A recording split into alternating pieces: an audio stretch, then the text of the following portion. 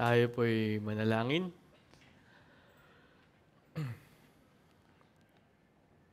Panginoon, maraming salamat po sa pagkakataon na binigay niyo sa amin upang magtipon muli dito sa Alabang, upang magbigay papuri sa inyong pangalan. Panginoon, alam namin na kahit yung pagkakataon na ito ay isang biyaya mula sa inyo. At sa pagkakataon na ito ay kinikilala namin kayo bilang soberanong Diyos na may hawak sa buong mundo. At tunay kami ay nagagalak at nagsisaya, Lord, dahil sa kabutihan mo. Dahil sa iyong ginawa. Panginoon, sa tuwing kami nagbabasa ng Biblia, sa tuwing aming naaalala, ang ginawa ninyo, 2,000 taon ang nakalipas sa krus ng Kalbaryo, Panginoon, ay sana'y maunawaan namin yung bigat ng katotohanan ito. Na pinadala mo ang iyong bugtong na anak upang iligtas kami mula sa aming mga kasalanan. Na hindi dahil sa karapat-dapat kami, kundi dahil kayo ay maawain at punong-puno ng pagmamahal at grasya. Kaya Panginoon, kami ay nagpapasalamat at kami ay nagagalak, kami ay natutuwa dahil sa iyong kabutihan, dahil kung sino ka. O Panginoon, huwag sana namin itong makalimutan.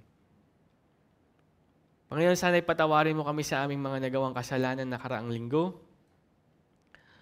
Marami sa amin ang nakalimot sa kung ano ba ang dapat na gawin namin, kung paano ba dapat kami mamuhay bilang mga Kristiyano. Marahil meron sa amin ang sumuway sa inyong salita, o gumawa ng mga bagay na hindi kalugod-lugod sa inyong pangalan. O Panginoon, patawarin ninyo kami. Panginoon, alam namin na may matatagpuan din kaming kapatawaran dahil nga sa ginawa ni Jesus. O Panginoon, ipakita ninyo sa amin kung saan kami dapat magbago. Bigyan niyo kami ng kapangyarihan na magpakumbaba at ayusin ito. Sana'y kami sa inyo lamang umasa at hindi sa aming sariling kapangyarihan. Panginoon, tinataas din namin sa inyo ang church namin, ang GFC. Marami pong may sakit. Lord, we pray for healing, na sana hindi na kumalat pa ang sakit at patuloy pong gumaling na ang mga kasamahan namin na hindi namin kasama ngayon. Lord, alam namin na mahirap magkasakit ngayon. So Lord, we pray for not only healing but also na pag-pray din namin yung provision, Lord.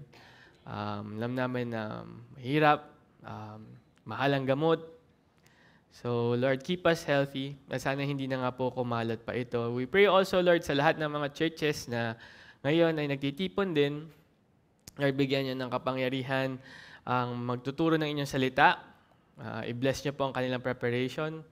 At Lord, tulungan niyo po kaming lahat na umunlad palalo sa pag-aaral ng inyong salita at patuloy na rin sa pagmamahal namin sa inyo.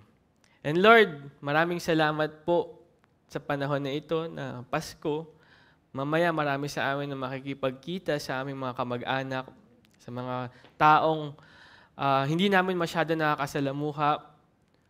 Panginoon, sana'y kami maging mga tapat na testigo ng inyong salita. Tulungan niyo kami maging isang mananampalataya na hindi lamang sa salita, kundi pati sa gawa. Lord, marami sa amin, siguro nga, baka mahirap para sa amin ang magkaroon ng family reunion. Baka may mga tensyon sa pamilya, merong mga problema na hindi nais makita. O baka may mga tao na kagalit, kung anong paman, Lord. Sana po, mangibabaw ang inyong espiritu sa amin. Bigyan niyo kami ng kalakasan na ipakita sa kanila ang pagmamahal na natanggap namin sa inyo. Isang pagmamahal na hindi mabatid ng aming utak. Isang pagmamahal na nagbibigay. So Lord, tulungan niyo kami na maging mabait, mapagkumbaba, at tulungan niyo kami na ipahiwatig sa kanila, ipaalam sa kanila ang mabuting balita ni Kristo. ang kaligtasan na nakuha namin sa inyo ay sana maibigay rin namin sa kanila upang sila rin po ay mailigtas. Panginoon, sa oras na mayroon kami ngayon, tinataas po namin ang lahat. Sana po walang mangyaring masama. Sana swabe lang po ang lahat. At tulungan niyo kami maunawaan ang nais niyong malaman namin sa oras na ito. Ang lahat ng ito ay tinataas namin sa pangalan ng inyong anak na si Jesucristo. Amen. Magandang hapon po sa inyong lahat. Magandang hapon. Merry Christmas. Maligayang Pasko po. Thank you. Actually, ngayon merong tao. Akala ko konti lang tayo. Akala ko baka sa gilid lang may tao. Kasi alam ko maraming nagbabakasyon. Alam ko rin maraming may sakit. Isa sa mga bagay lang na kumbaga positive thing lang sana para sa akin pag nagkakasakit. Yung boses ko nag-iiba. Sabi ko sana yung boses ko maging tulad nung kay Otep. Kaso kahit ganito, parang medyo may sipon-sipon pa ako, ang taas-taas pa rin. So, hindi ako biniyayaan ng Diyos ng magandang boses doon. Samahan niyo po ako sa pagbasa ng Biblia. Sa Isaías. Di ba? Hindi, taas nung sa akin eh. So, magkakaroon po tayo ng Christmas series break para sa araw na ito. Ang pag-aaral po natin ay titigilan muna natin yung sa Lucas. Ngayon po, ang pag-aaralan natin ay matatagpuan sa Roma chapter 1. Alam niyo po, nung nagninilay-nilay ako kung ano yung ituturo ko po sa araw na ito, may mga bagay ako, dami siyang pinupuntahan ng utak ko eh. Tapos isa sa mga bagay na naalala ko, naisip ko kagad, bakit madalas natin sinasabi yung aguinaldo tuwing Pasko? Inisip ko lagi, sabi ko, parang lagi natin sinasabi, oy, pa-aguinaldo ka naman. O ano yung aguinaldo mo ngayon? Ganito, ganyan. So inisip ko, bakit aguinaldo yung tinawag? Siguro sa aking pag-iisip lamang, kasi tamad ako mag-research, sabi ko, siguro aguinaldo kasi si Emilio Aguinaldo. Tapos sabi ko, saan ba natin nakikita si Emilio Aguinaldo? Sa 5 piso. 5 piso po. 5 piso, di ba? Si Emilio Aguinaldo. So, naisip ko kagad, okay, kasi 5 piso, si Aguinaldo, uso sa Pasko, di ba? Pag sinabi mong Aguinaldo, pamasko, pera, nagbibigay. So, okay. So, kaya natin tinawag na aguinaldo kasi nagbibigay tayo ng pera. 5 piso nga lang.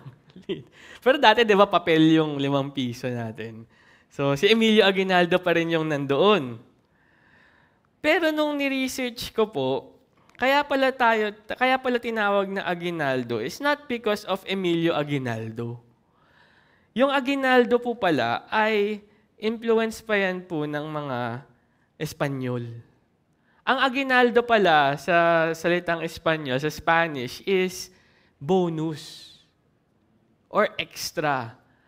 Actually, pag ni-research ninyo yan sa internet, sinearch nyo yung bakit aguinaldo ang tawag, bakit nagsasabi ang mga Pilipino ng aguinaldo. Ang lilitaw nga dyan actually is not Philippines eh. Ang lilitaw dyan, Mexico. Kasi nasa batas nila ang Christmas aguinaldo.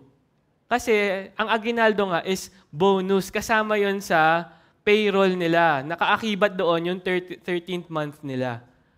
So that's the main reason kung bakit aguinaldo at hindi dahil sa 5 piso natin matatagpuan si Emilio Aguinaldo. Walang koneksyon.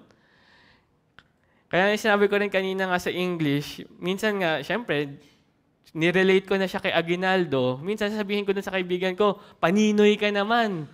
Kasi sa 500, si Ninoy, di ba? Pero yun pala, walang koneksyon. Ang aguinaldo po, ay meaning niya nun ay bonus. So, ang nakakatawa, walang relationship din kay Jesus or anything about Christmas. Ang ano dun is sweldo. At ang nakakatawa po dito is that sa sobrang tagal na natin binabato yung salitang ngayon, honestly, ako hindi ko alam na wala pala siyang connection. Na yung Paulit-ulit kong sinasabi, paulit-ulit kong hinihingi sa mga ninong ko, sa mga kaibigan ko, wala palang koneksyon. And sa katunayan po, dito sa atin, kahit dito sa GFC, madalas marami tayong mga salitang binabato, lalo na sa panahon ng Pasko, na ang tanong ay, alam ba talaga natin, nauunawaan ba talaga natin kung ano ang ibig sabihin ng mga sinasabi natin? Yung mga ginagawa natin, madalas nagiging tradisyon na nagiging ritual na Ginagawa natin yon for the sake of, dahil bare months na. Okay, September na. Magtatayo na kami ng Christmas tree. Maglalagay na kami ng parol. Makikinig na kami ng Jose Marichan. Di ba? And madalas maririnig natin sa mga banyaga pag nakikita yung bansa. Sabi na, bakit ang aga ninyo mag-celebrate ng Christmas? Why is Christmas so important? Yun pa nga tanong nila. Bakit napaka-importante ng Pasko para sa inyo? Ano ba ibig sabihin ng Christmas tree? Si Santa Claus ba yung sineselebrate natin? Diba? O bakit may birhen? Bakit may ano yan, yung Belen, diba? Bakit may Belen? Bakit tayo naglalagay ng ganyan? And madalas, minsan, ano lang natin is, nakasanayan na Yan yung ginagawa namin. And meron pa nga, dito even sa atin, sa church natin, tayo alam natin Pag tinanong tayo, bakit kayo nag-celebrate ng Christmas? Ano ba yung Pasko? Ay, dahil kay Jesus. Diba? GFC, alam natin yan. Because of Jesus. Kasi na-celebrate namin yung kapanganakan ni Jesus. Diba? Pinanganak si Jesus sa sabsaban, sa isang birhen. We know that. We answer that. Nadaanan natin yan sa Mateo, nadaanan natin yan sa Lucas, di ba? Nakikita rin natin yan nung dinaanan natin yung Juan. And alam natin it's all about Jesus Christ. Pero kung laliman pa natin yung tanong, bakit? Bakit importante yun? Bakit mahalaga na si Jesus ay ipinanganak? Anong saysay? Ano yung nilalaman nun? Bakit siya importante na sa halos lahat dun sa pinakamahabang libro sa Bagong Tipan ay pinag-uusapan yung kapanganakan ni Hesukristo, ang buhay ni Hesukristo. Bakit mahalaga si Jesus? Ay kasi siya yung nagligtas sa atin mula sa ating kasalanan. Okay, bakit importante na malaman natin na pinanganak siya sa isang birhen? Na kailangan ay nasa linya siya ni David? Sino ba si Jesus? Bakit ito mahalaga? Ang kagandahan po sa tanong na binibigay ko ngayon ay matatagpuan natin ang sagot. Si Pablo sa Roma chapter 1 ay nagbibigay ng isang maikling buod tungkol sa ebanghelyo o sa buhay ni Jesus na sasagutin sa atin kung bakit ba mahalaga na malaman natin kung sino ba si Kristo, bakit siya mahalaga sa kasaysayan ng mundo at ano ba ang implikasyon ng kanyang kapanganakan dito sa lupaing ito. Kaya maanyayahan ko po sana ang lahat na magsitayo habang babasahin ko po ang Romans chapter 1 verses 1 to 4. Romans chapter 1 verses 1 to 4. Ito po ang sinasabi ng salita ng Diyos. Si Pablo, na alipin ni Hesukristo, tinawag upang maging apostol, ibinukod para sa ebanghelyo ng Diyos, na kanyang ipinangako noong una sa pamamagitan ng kanyang mga propeta sa mga banal na kasulatan. Tungkol sa kanyang anak na mula sa binhi ni David ayon sa laman at ipinahayag na anak ng Diyos na may kapangyarihan ayon sa espiritu ng kabanalan sa pamamagitan ng pagkabuhay mula sa mga patay na ito'y si Hesukristo na Panginoon natin. Maaari na po kayong umupo. Dito sa Romans chapter 1, ay makikita natin actually, meron tatlong katotohanan dito na binibigay ni Pablo tungkol sa ebanghelyo.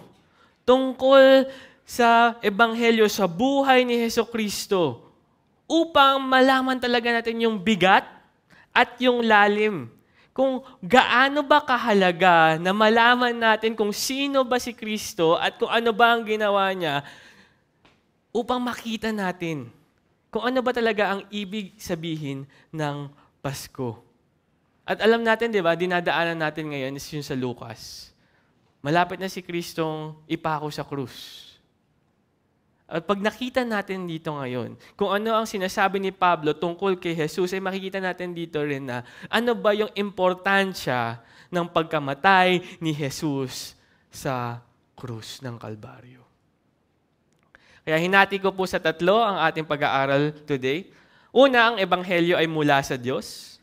Pangalawa, ang ebanghelyo ay tungkol sa Diyos.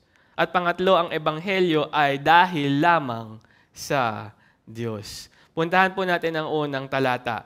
Si Pablo na alipin ni Hesukristo, tinawag upang maging apostol, ibinukod para sa ebanghelyo ng Diyos. Si Pablo, ang may akda ng liham na ito. Marami sa atin nakilala natin si Pablo. Ano yung isa pang pangalan ni Pablo? Saul.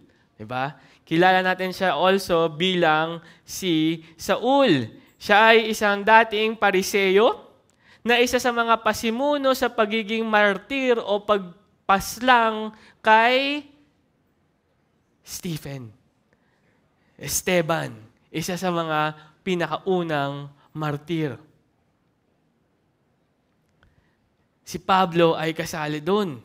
Kilala siyang umuusig ng mga Kristiyano at pinapatapon sila sa bilangguan. At ang nakakatakot pa nga doon is, wala rin siyang takot na mag-unjok ng mga tao na pumatay ng mga Kristiyano. Pag binasa natin ang Gawa, chapter 7, verse 58 hanggang chapter 8, ang sabi dito, siya ay kanilang kinaladkad sa labas ng lungsod at pinagbabato. Nag-uusapan dito si Stephen or si Esteban at inilagay ng mga saksi ang kanilang mga damit sa paanan ng isang binata na ang pangalan ay Saulo. Habang binabato nila si Esteban ay nanalangin siya, Panginoong Hesus, tanggapin mo ang aking espiritu. Siya ay lumuhod at sumigaw ng malakas, Panginoon, huwag mo silang pananagutin sa kasalanang ito. At pagkasabi niya nito ay namatay siya. Si Saulo ay sumang-ayon sa pagpatay sa kanya. Nang araw na iyon, nagkaroon ng malawakang pag-uusig laban sa iglesia na nasa Jerusalem at lahat ay nagkahiwa-hiwalay sa buong lupain ng Judea at Samaria, maliban sa mga apostol. Inilibing si Esteban ng mga taong masipag sa kabanalan at sila'y tumangis ng malakas dahil sa kanya. Ngunit winawasak ni Saul ang iglesia sa pamamagitan ng pagpasok sa bahay-bahay. Kinakaladkad ang mga lalaki at babae at sila'y pinapasok sa bilangguan. Ito si Pablo. Isang mang-uusig ng iglesia. Ngunit nang makaharap ni Pablo ang Panginoon sa daan patungong Damasco na makikita natin sa Gawa chapter 9 ay nagbago ang buhay ni Pablo. Nagbago ang buhay ni Pablo.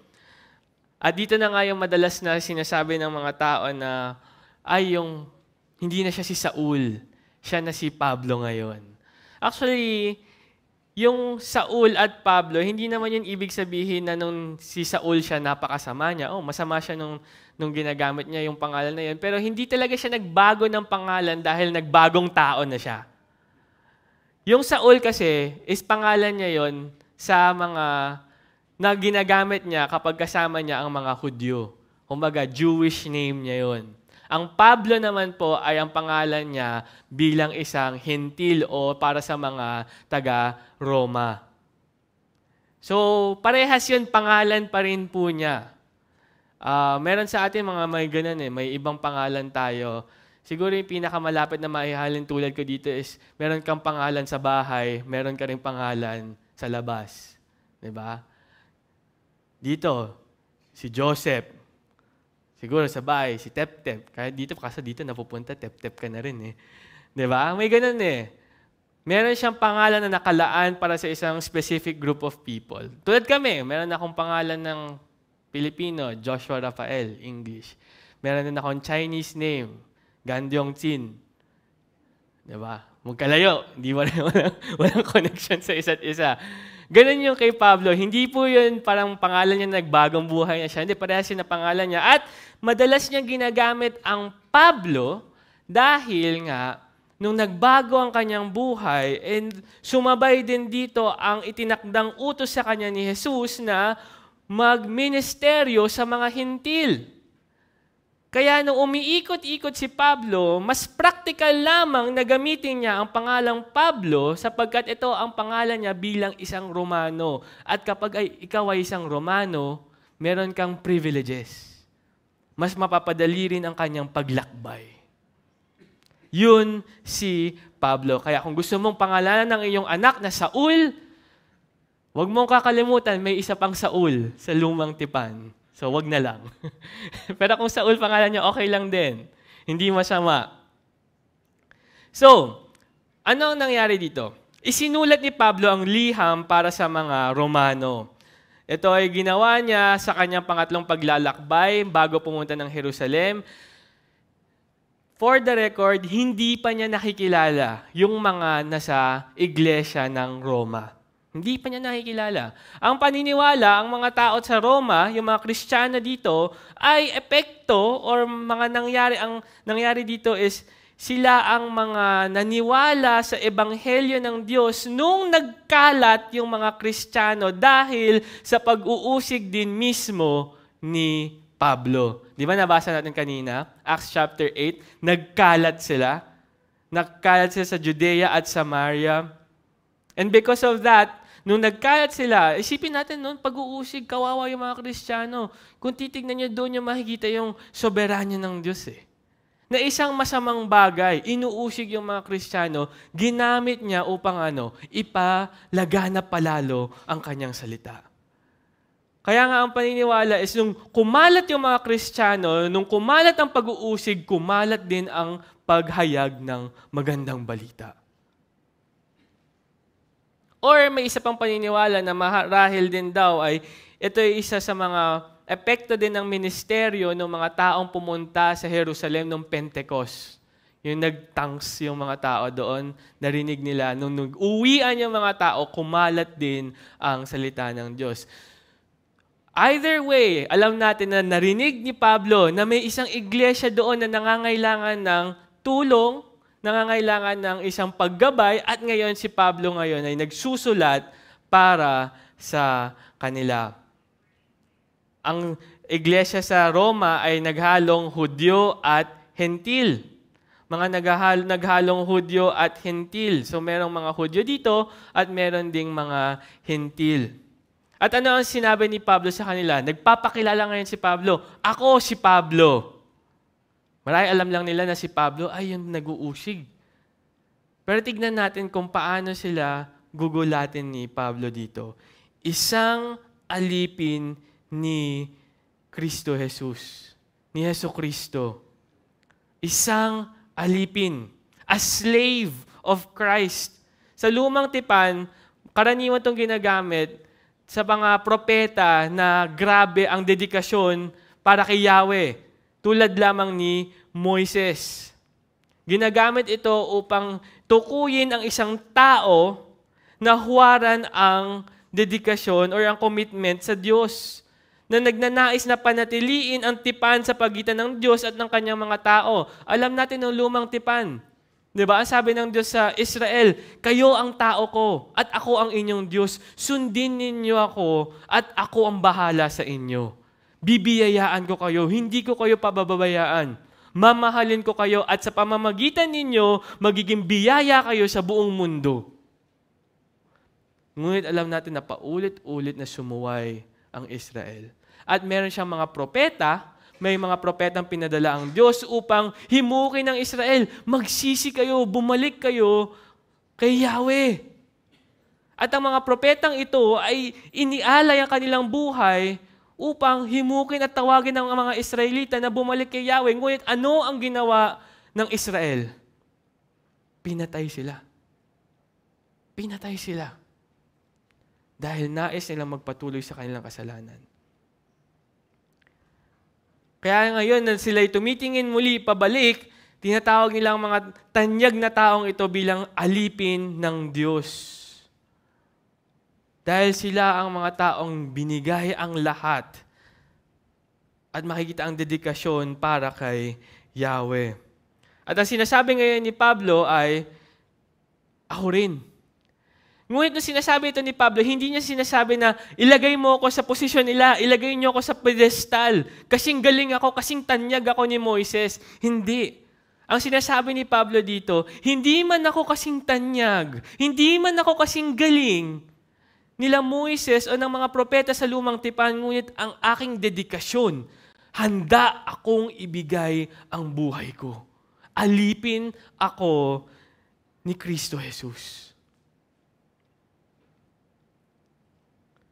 Tandaan natin, si Pablo ay isang Pariseyo. Ano nga ba yung Pariseyo sa mga natutunan natin? Isang debotong Hudyo.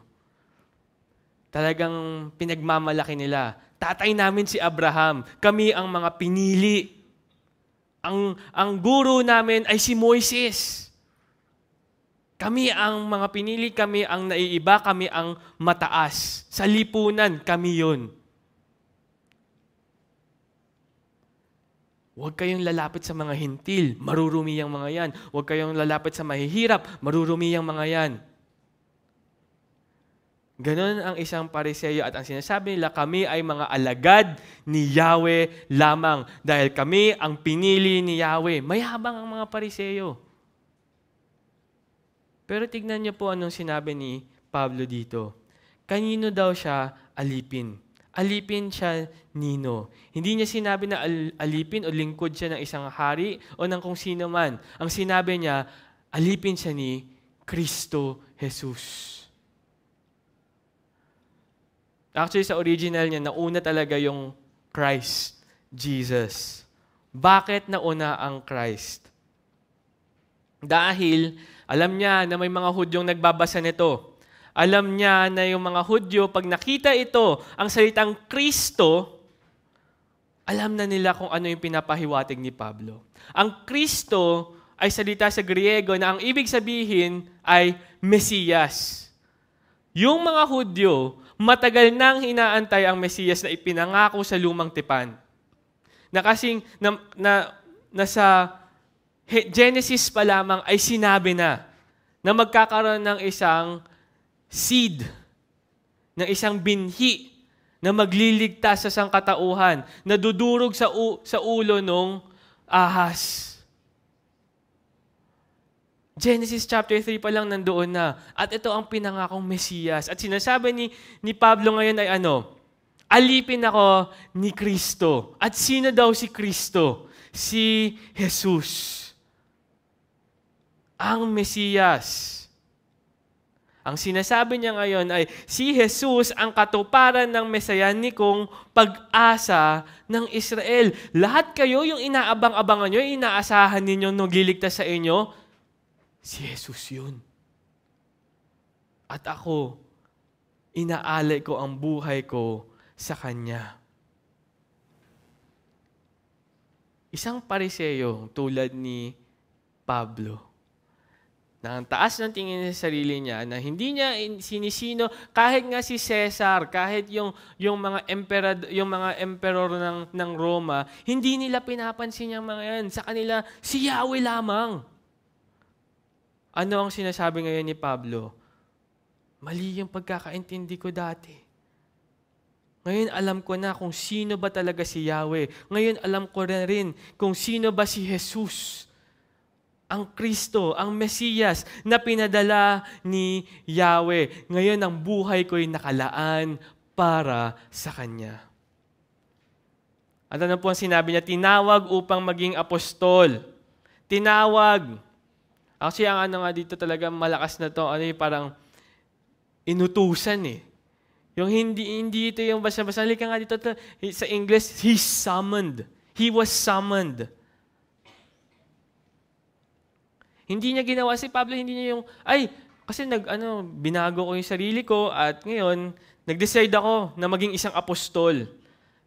Ginawa ko to para sa sarili ko lamang. Naging apostol na ako. Hindi. Ang sabi dito, ako ay tinawag. Tinawag nino? Ng Diyos. Tinawag siya ng Diyos. Hindi niya tinawag ang kanyang sarili. Hindi siya yung nagising na lang isang umaga, ay gusto ko na maging apostol. Tawagin niyo na akong apostol. Ano nga ba isang apostol? Ang apostol po ay isang mensahero, isang delegate. Ipinadala ka sa ngalan ng isang tao.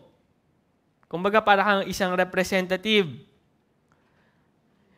Hindi masyado binigyang pansin or binigyang diin ni Pablo itong pangalan ng or titulo na pagiging apostol. Ngunit ang titulong ito ay espesyal. Kapag may nagsabi na ako ay isang apostol, dapat yung antena ninyo tumataas. Apostol? Dahil ang isang apostol ay isang espesyal na titulo na nakareserba lamang sa mga sinugo ng Diyos. Na may mga kwalifikasyon. Dapat nakita mo si Jesus. Dapat may kapangyarihan ka na pakita na tunay ang iyong sinasabi at dapat ang mensahe mo ay sumasang-ayon sa mensahe ng Biblia at ni Jesucristo. Kung bagsak ka sa isang mga yon, hindi ka apostol. Kung hindi mo pa nakikita si Jesus, hindi ka apostol. Kaya wala na pong apostol ngayon. Kaya tignan natin sa mga kwalifikasyon, ay pumasa si Pablo sa Gawa chapter 9, verse 15. Ngunit sinabi sa kanya ng Panginoon, pumunta ka sapagkat siya'y isang, tunutukoy po dito si Pablo, isang kasangkapang pinili ko upang dalhin ang aking pangalan sa harapan ng mga hentil at mga hari at ng mga anak ng Israel. Subalit bumangon ka sa Acts chapter 26. Dito naman po ay kinakwento ni Pablo kung paano siya tinawag ni Jesucristo sa daan papuntang Damasco. Subalit bumangon ka at ikaw ay tumindig sapagkat sa layuning ito nagpakita ako sa iyo upang italaga kang lingkod at maging saksi sa mga bagay na nakita mo sa akin at sa mga bagay na ipinapakita ko pa sa iyo. Ililigtas kita sa mga kababayan mo at sa mga hentil na sa kanila'y isinusugo kita upang buksan ang kanilang mga mata at sila'y magbalik mula sa kadiliman tungo sa liwanag at mula sa kapangyarihan ni Satanas tungo sa Diyos upang makatanggap sila ng kapatawaran ng mga kasalanan at ng isang puok sa piling ng mga ginawang banal sa pamamagitan ng pananampalataya sa akin. Siya ay itinalaga ng Diyos. At sumunod ang sinabi dito ay ibinukod para sa ebanghelyo ng Diyos. Ibinukod para sa ebanghelyo ng Diyos. Inihiwalay, itinakda, pinili para sa ebanghelyo ng Diyos. Nung Pariseyo pa si Pablo, mahilig silang bumukod. Diba? Ang Pariseyo nga, the Pharisee, yung word na Pharisee ay galing sa salita na to be separate, maging hiwalay. Kaya di ba yung mga Pariseyo, sabi nila kami-kami lang dapat. Huwag kayong lalapit sa mga hintil, huwag kayong lalapit sa marurumi, tayo lang dapat set apart, ihiwalay mo ang sarili mo, ibukod mo ang sarili mo. Tayo ang mga banal, huwag tayong lalapit sa marurumi. Ganun mag-isip ang Pariseyo. Ngunit tingnan ninyo ang sinasabi ngayon ni Pablo. Inihiwalay siya, ibinukod siya, may pagbubukod pa rin, pero para ba na sila-sila lang? Hindi. Ibinukod siya para sa ebanghelyo ng Diyos. Sadyang pinili para sa isang partikular na gawain. At ano yung gawain iyon? Upang ihayag ang ebanghelyo ng Diyos na makikita natin nung Acts chapter 26 at sinabi niya isinugo kita para sa mga hentil. Kung titingnan ninyo yung buhay ni Pablo noon, ito rin yung mga tao na binubukod niya ang kanyang sarili. na ayaw niyang malapitan, ayaw niyang makausap, ayaw niyang makahalubilo dahil sila'y marurumi. At ngayon sinasabi ni Jesus, ibinubukod kita para sa mga taong iyon. Ikaw ang maghayag ng salita para sa kanila. At isinapuso ni Pablo yun. Ano nga ba yung ebanghelyo ng Diyos? Ebanghelyo, ebanggel. Ang ibig sabihin lamang nito ay mabuting balita, magandang balita. Ang salitang ito, actually hindi nga to Kristiyano in its root Ang salitang ito ay ginagamit ng maraming iba't ibang pamamaraan Yung ebanghelyo noon ay ginagamit din para sa kahit anong uri ng magandang balita, lalo na sa gobyerno nila. May bagong prinsipe na pinanganak, tawag nila doon ebanghelyo. Good news. Nagkaroon ng anak yung hari, 'di ba? Good news. Ebanghelyo 'yun. Meron din sabi na, "Uy, ebanghelyo din 'to. Nagpakasal ngayon yung prinsesa natin." Ebanghelyo din 'yun. Gospel ang tawag doon. Pero naging tiyak si Pablo dito Ang sabi niya dito, hindi siya nagbigay ng ebanghelyo ng hari, ebanghelyo ng mga taga-Roma, ebanghelyo ng prinsipe or whatever. Hindi, ang sabi niya ebanghelyo ng Diyos. Ang hinahatid ko sa inyo ay hindi isang ebanghelyo na kinuha ko lamang sa ere, na nanggaling sa ibang tao. Hindi, ang ebanghelyong binibigay ko sa inyo ay mula sa Diyos mismo, ang gumawa ng langit at lupa. Ang Pariseo na dating pinapahalagahan ang paghihiwalay sa kanyang sarili mula sa mga hentil at sa mga taong nakikita niya bilang marumi, ay ngayon? Ay binukod ng Diyos para sa kapakanan ng mga hentil. Siya ay sadyang nilagay doon ng Diyos at buong puso niyang tinanggap ito. At sinasabi niya sa mga taga-Roma, ako ang alipin ng Diyos at ngayon hinahatid ko sa inyo ang magandang balita ng Diyos. Ang mensaheng dinadala ni Pablo ay hindi basta-basta, hindi ito yung wala lang, ito lang, sige, bigay ko na sa inyo. Bahala na kayo kung anong gagawin niyo dyan. Hindi ito isang impersonal or isang bagay na walang kaalam-alam si Pablo. Ang hinahatid niya doon sa mga tao, sa mga taga-Roma, ay isang bagay na si Pablo mismo ay naranasan ang epekto nito. Kaya alam niya kung gaano kahalaga ang salita ng Diyos. Alam niya kung gaano kahalaga yung ebanghelyo dahil yung ebanghelyong hinahatid niya sa mga taga-Roma ay pang same na ebanghelyo na nagbago sa kanya. Binago siya ng mensaheng ito. Kaya nung inihahatid to ni Pablo sa kanila, meron siyang matinding pangangailangan na kailangan niyong malaman to. Kailangan niyong malaman to. Hindi to galing sa akin, galing to sa Diyos.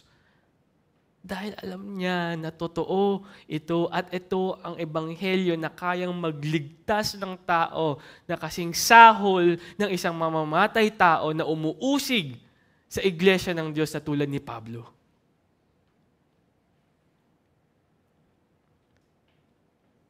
Kaya kung paano natin tratuhin yung mensaheng ito, ay nagpapakita rin kung ano ba talaga yung pananaw natin tungkol sa ebanghelyo.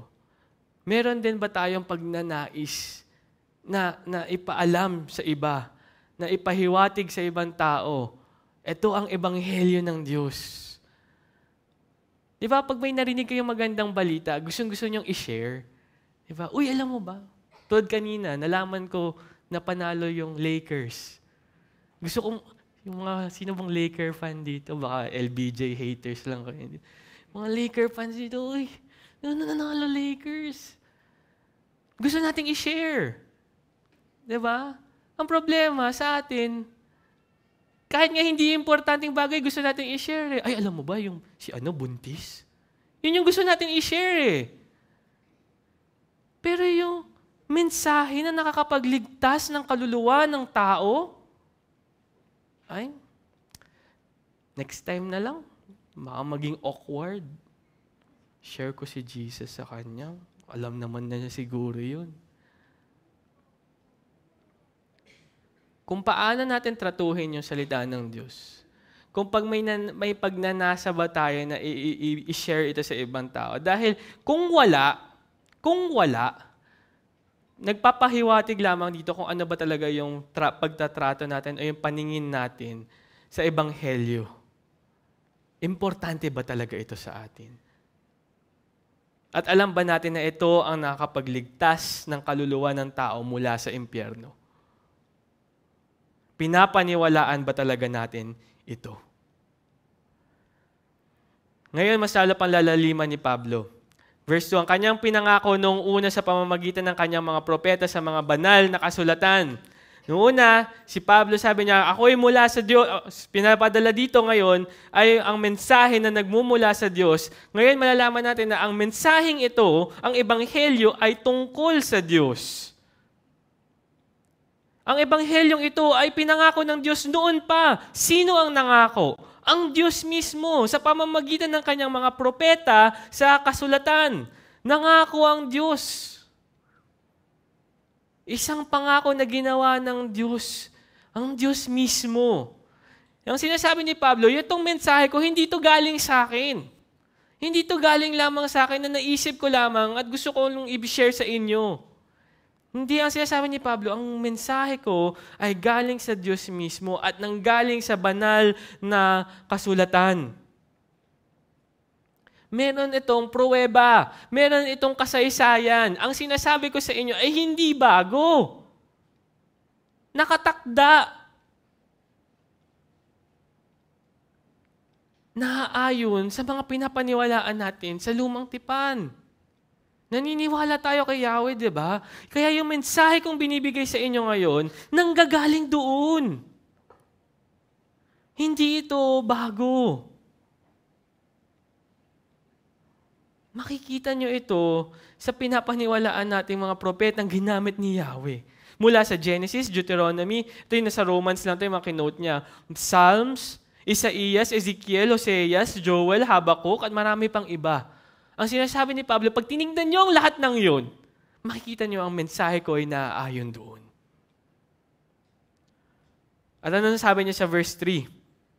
Tungkol sa kanyang anak na mula sa binhi ni David, ayon sa laman, tungkol sa kanyang anak. Ang linyang ito ay higit na binibigyang kahulugan kung ano ang ibig sabihin ng Ebanghelyo ng Diyos. Ang Ebanghelyo ng Diyos ay tungkol sa kanyang anak. Tungkol sa anak ng Diyos. Ang anak ng Diyos ang sentro at ang puso ng Ebanghelyo. At ano sinabi niya dito? Ang anak na mula sa binhi ni David. Ang sinasabi ni Pablo, nung lumang tipan pa lamang, ito na ang pangako na ang anak niya ay darating na mula sa binhi ni David. Pero tignan niyo ito. Tinawag na rin siya ni Pablo at tinawag na siya ni David at tinawag na siya ni Moises at tinawag na siya ng lumang tipan na anak na kahit hindi pa siya pinapanganak. Paano nangyari yon? Paano nangyari na si Jesus ay isang anak kahit hindi pa siya pinapanganak? Ang pinapakita lamang ni Pablo dito ay ang pangalawang persona ng Trinidad or ng Trinity. Na Jesus has already existed kahit nung hindi pa siya pinapanganak. Na ayon kay Pablo at ayon sa lumang tipan, nandoon na si Jesus. Nandun na siya sa lumang tipan. Alam natin na si Jesus ang anak ng Diyos. Ngunit ano ba ang ibig sabihin talaga nito na anak siya ng Diyos? Naging anak lang ba siya ng Diyos nung nagkatawang lupa na siya, nagkaroon na siya ng katawang tao? Ngunit pag titignan ninyo dito, tinawag na siyang anak kahit pa bago mangyari yun. Ang pinapahiwatig sa atin dito ay ang walang hanggang relasyon ni Jesus at ng Diyos. Ng Diyos na anak at ng Diyos na ama. Ang sabi sa Juan chapter 3 verse 16, sapagkat gayon na lamang ang pag-ibig ng Diyos sa sanlibutan na ibinigay niya ang kanyang tanging anak. Juan chapter 6 verse 38, sapagkat ako'y bumaba mula sa langit, si Jesus ay buhay na. Kahit bago pa siya ipanganak. Ako'y bumaba mula sa langit, hindi upang gawin ko ang aking sariling kalooban, kundi ang kalooban ng nagsugo sa akin. Colossus chapter 1 verse 13 to 17, iniligtas niya tayo sa kapangyarihan ng kadiliman at inilipat tayo sa kaharian ng kanyang minamahal na anak, na sa kanya ay mayroon tayong katubusan na siyang kapatawaran ng mga kasalanan. Siya ang larawan ng Diyos na hindi nakikita, ang panganay sa lahat ng mga nilalang, sapagkat sa pamamagitan niya, nilalang ang lahat ng mga bagay sa langit at lupa. Ang mga bagay na makikita at mga bagay na hindi nakikita, maging mga trono o mga Panginoon, maging mga pinuno o ang mga may kapangyarihan, lahat ng mga bagay ay nilalang sa pamamagitan niya at para sa Kanya. Siya mismo ay una sa lahat ng mga bagay at ang lahat ng mga bagay ay nahahawakan sama-sama sa Kanya. Kung siya ang lumikha, siya ang nilalang ang lahat para sa Kanya, ay dapat na umiiral na siya bago pa man nalikha ang lahat. Hindi po ba? Kaya sinasabi ito, at siya na ang anak bago pa man nilikha ang mga bagay. Brother Josh, paano nangyari yun? Alam niyo po yung itong imaheng ito, hindi ito binibigay sa atin upang ubusin natin yung oras natin kung paano nangyari yun, kailan nangyari yun, at kung gano'n man. Dahil walang ibinigay ang Biblia tungkol doon. Pero ang binibigay sa atin ng Biblia ay ano po? Ang relasyon ng ama at ng anak na nagmamahalan. Ang relasyon ng ama at anak na nung umpisa pa, bago pa mag-umpisa ang lahat, ay nandun na sila. Na sila ay iisa, pareha silang Diyos, at magkasama sila.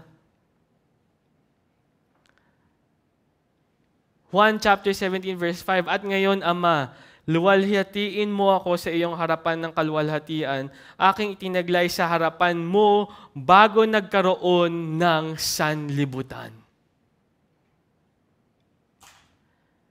Kapag tinatawag si Jesus na bugtong na anak o tanging anak ng Diyos, hindi ito tinutukoy ang isang partikular na punto ng panahon kung saan isinilang ang Diyos. Hindi. Ito ay tumutukoy sa mahalagang katangian na binabahagi na parehas ng anak at ng ama, na sila ay mag-amang Diyos. Sila ay parehas na Diyos. Sabi nga sa Juan chapter 1 verse 1 to 3, diba? In the beginning was the Word, and the Word was with God, and the Word was God. Walang punto sa panahon kung saan ipinaglihi o isinilang ang anak. Ngunit sa buong panahon, sila na ay magkasama. Kapag iniisip natin ang katotohanan ng Diyos Ama at ng Diyos Anak, ang relasyon ng mag-ama, ang ama at ang anak, ang binibigay sa atin ng Diyos. Nais niyang ibigay sa atin isang sulyap lamang ng walang hanggang katotohanan, napakalawak na katotohanan, na hindi talaga natin kayang maisip. Ngunit sa pagkikita natin sa isang sulyap na ito, makikita natin yung matinding pagmamahal ng Diyos Ama sa Kanyang anak. At makikita rin natin dito kung gaano kabigat ng ginawa ni Jesus yung Kanyang inialay ang Kanyang buhay para sa atin. Bakit? Dahil kung naniniwala tayo na Diyos din mismo si Jesus, walang hanggang Diyos, na ang Diyos na anak ay nandiyan na kahit bago pa nag-umpisa ang lahat, makikita natin na napakalaki ng Kanyang ginawa nang siya'y nagkatawang tao. Si Jesus ay hindi parang isang mas mababang uri ng Diyos na kaya siya yung naging tao eh. Hindi eh. Ang sinasabi ng Biblia sa atin, sila ay pantay. Siya ay Diyos din. Na nung umpisa pa lang, nandoon na siya. Nung nilikha ang lahat, nandoon na siya.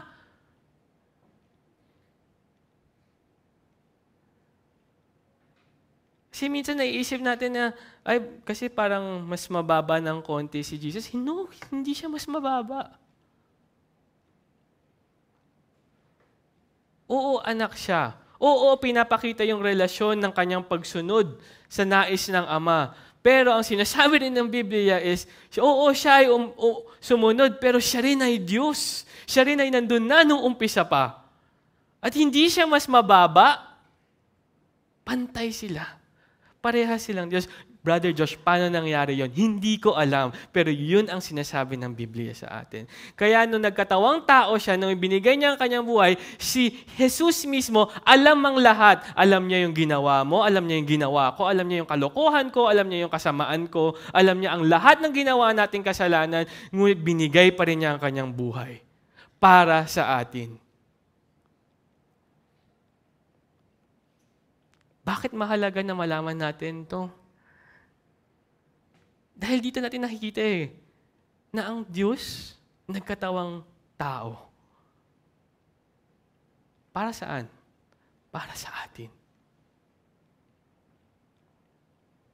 Pilipos chapter 2 verse 5 to 8. Magkaroon kayo sa inyo ng ganitong pag-iisip na kay Kristo Jesus din naman na siya, bagamat na sa anyo ng Diyos ay hindi niya itinuring ng isang bagay na dapat panghawakan ng pagiging kapantay ng Diyos, kundi hinubaran niya ang kanyang sarili at kinuha ang anyong alipin na naging katulad ng tao. At palibhasa'y natagpuan sa anyo ng tao, siya'y nagpakababa sa kanyang sarili at naging masunurin hanggang sa kamatayan, maging sa kamatayan sa krus. At pagkatapos nito, sinabi ni Pablo, ang anak ng Diyos ay pinopresiya na siya'y magmumula sa linya ni David. Hindi ko nalalaliman pa ito. Ang sinasabi lamang nito ay ang Mesiyas na sinabi ng pinag-usapan ng mga propeta sa lumang tipan ay manggagaling sa linya ni David. At alam natin na si Jesus ay galing sa linya ni David sa pamamagitan ng kanyang ama na si Jose at pati ng kanyang ina na si Maria. Hindi sila magkadugo ni Jose, pero in legal terms, siya ay anak ni Jose. Pero sa kanyang dugo kay Maria, siya ang nasa linya din ng linya ni David. Either kung kahit ano mong tignan, siya ay anak ni David. Kaya na-fulfill niya yung propesiya. Si Jesus ang sagot sa propesiya sa lumang tipan. 2 Samuel chapter 7 verse 12, kapag ang iyong mga araw ay naganap na at ikaw ay matutulog na kasama ang iyong mga ninuno, aking ibabangon ang iyong binhi pagkatapos mo, na nagmumula sa iyong katawan at aking itatatag ang kanyang kaharian. Siya'y magtatayo ng bahay para sa aking pangalan at aking itatatag ang trono ng kanyang kaharian magpakailanman. Jeremiah chapter 23 verse 5, narito ang mga araw ay dumarating, sabi ng Panginoon, na ako'y magbabangon para kay David ng isang matuwid na sanga. Siya'y mamumuno bilang hari at gagawang may katalinuhan at magagawad ng katarungan at kutwiran sa lupain. At natatapos yung verse at sinabi niya doon, ayon sa laman. Maaari nang natapos na ni Pablo Sinabi na lang niya na binhi ni David. Pero sinabi niya ayon sa laman. Bakit niya kailangan sabihin yung ayon sa laman? Dahil alam ni Pablo na ang Mesiyas ay higit pa sa tao lamang, na higit pa sa laman. Siya ay hindi simpleng tao lamang, kundi siya ay Diyos. Pero kung titignan ninyo, ayon sa laman, siya ang Mesiyas. Siya ang Mesiyas.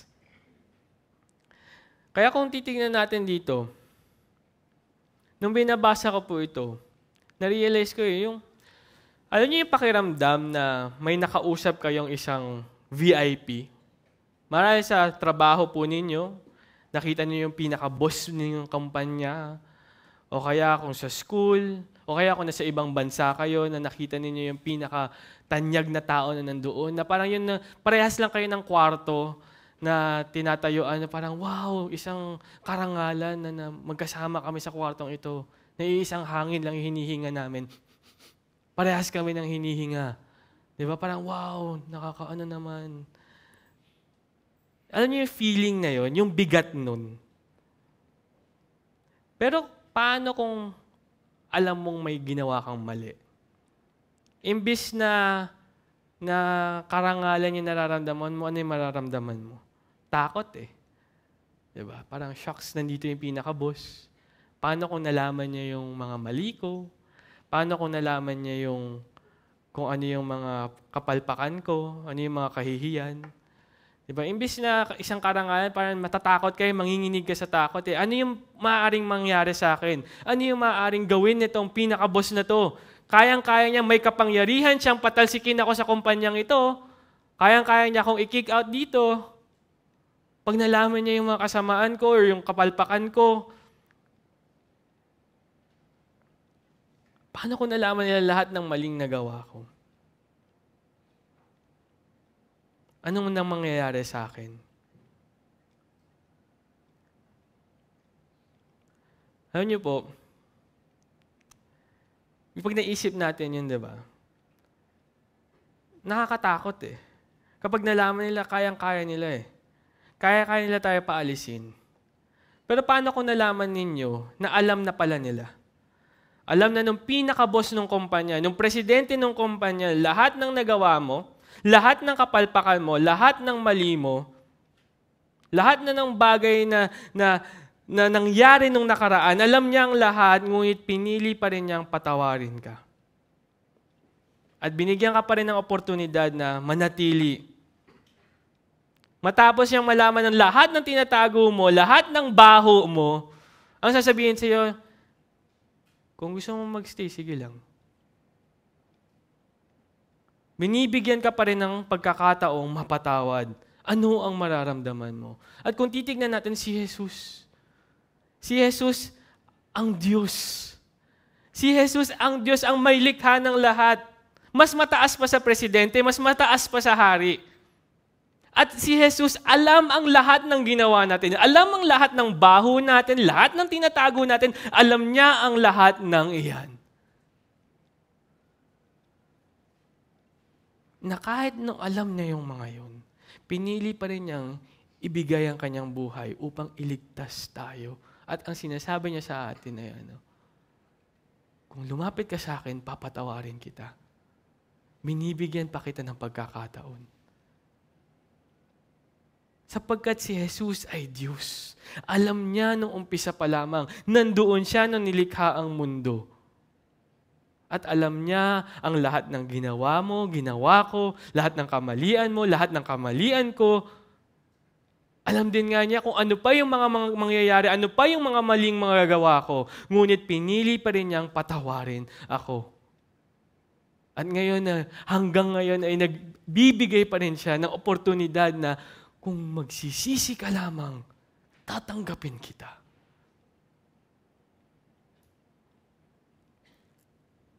Ano ang gagawin mo?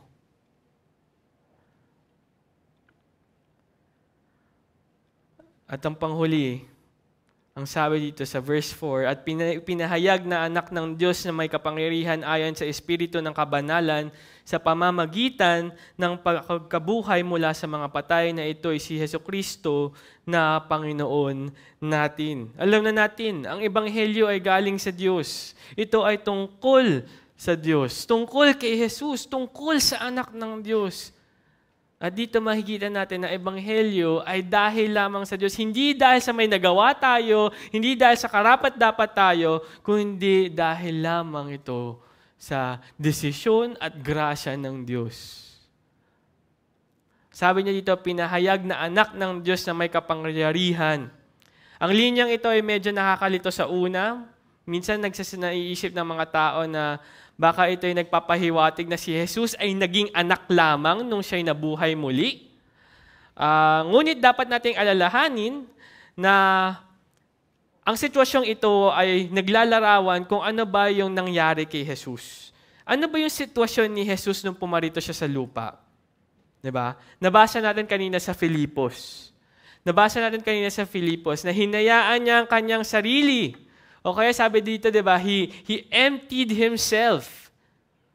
Yung emptying himself dito, hindi yung ibig sabihin na nawala yung pagka-Diyos niya. Hindi ibig sabihin na nagkatawang lupa si Jesus, hindi na siya Diyos. Tao na lamang siya. Hindi po yung ibig sabihin nun.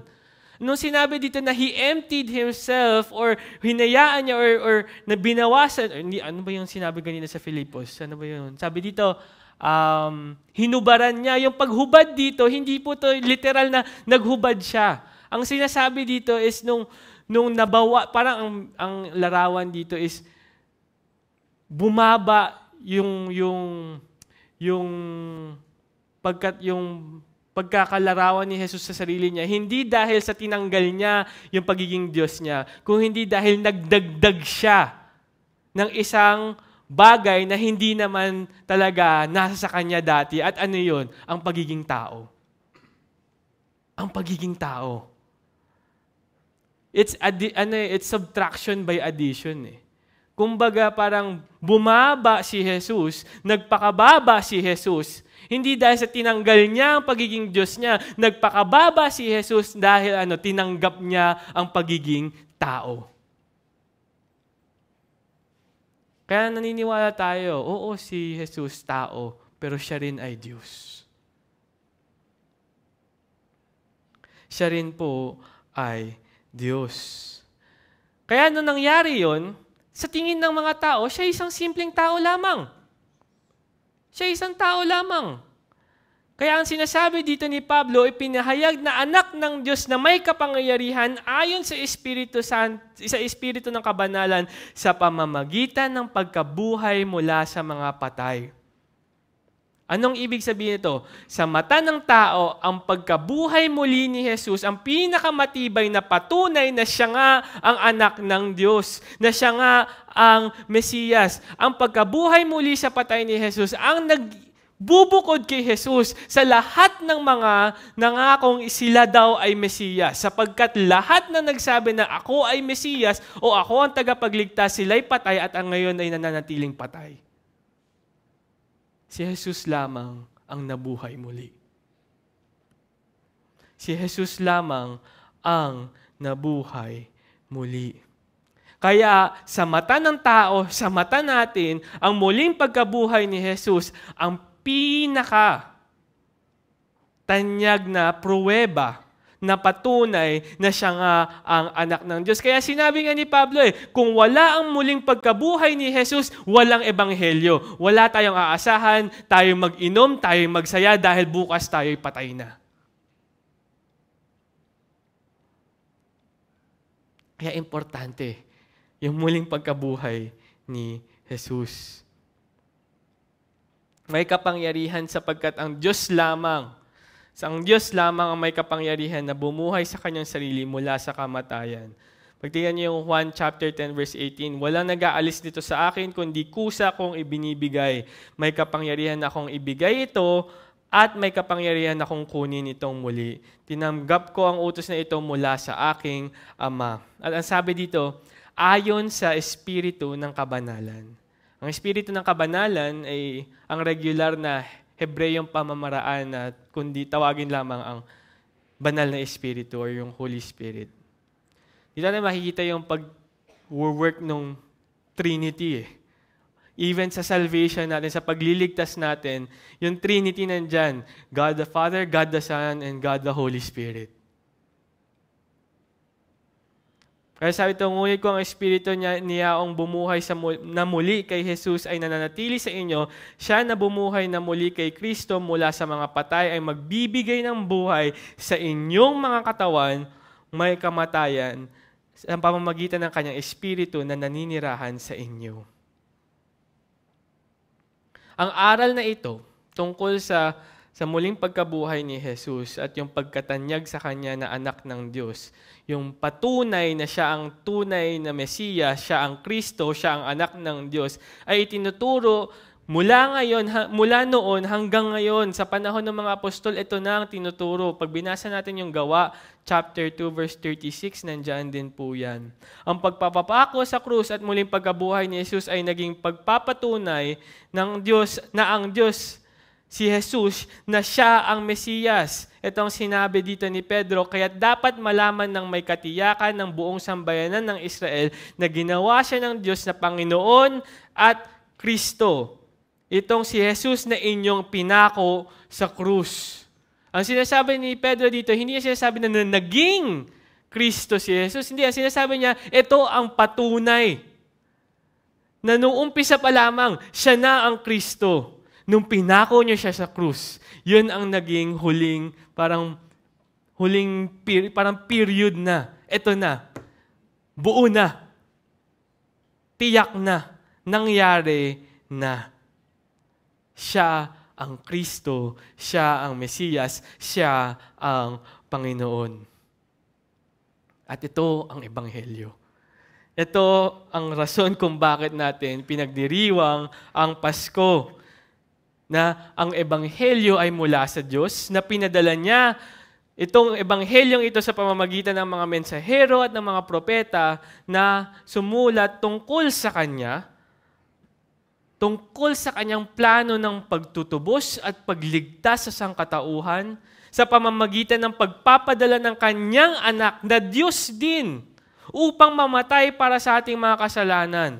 At ang lahat ng ito ay gawa lamang ng Diyos, hindi dahil sa karapat-dapat tayo, dahil tayo mabuti, dahil tayo magaling, hindi. Dahil may awa ang Diyos. Kaya sa tuwing iniisip natin ng tungkol sa pagdiriwang ng Pasko, tungkol sa kapanganakan ni Jesus, tandaan natin kung sino ba si Jesus. Siya ang Diyos na nandoon na nung umpisa pa lamang, na alam kung ano lahat ng ginawa natin, ngunit pinili pa rin tayong iligtas.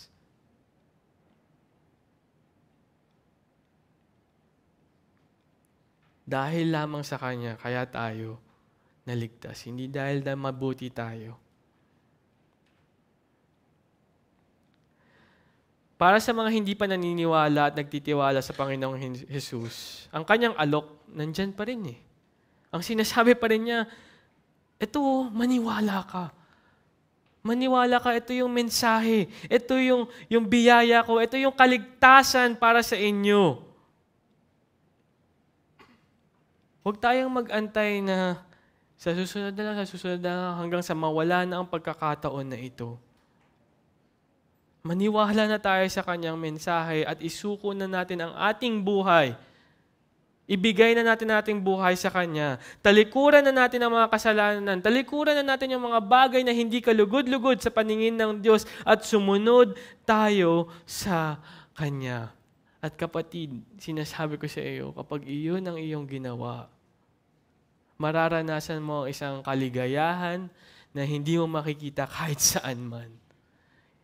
Yes, baka hindi dumali ang buhay, baka nga humirap pa, pero kapatid, merong kapayapaan. Merong kapayapaan. At para sa atin namang mga naniniwala na sa Diyos, na isinuko na ang ating buhay sa Kanya, sana yung katotohanan na ito ay manatili sa atin hanggang mamaya, hanggang sa makita natin yung mga kasamahan natin na alam natin na hindi pa naniniwala sa Diyos. Perfect na eh. Christmas.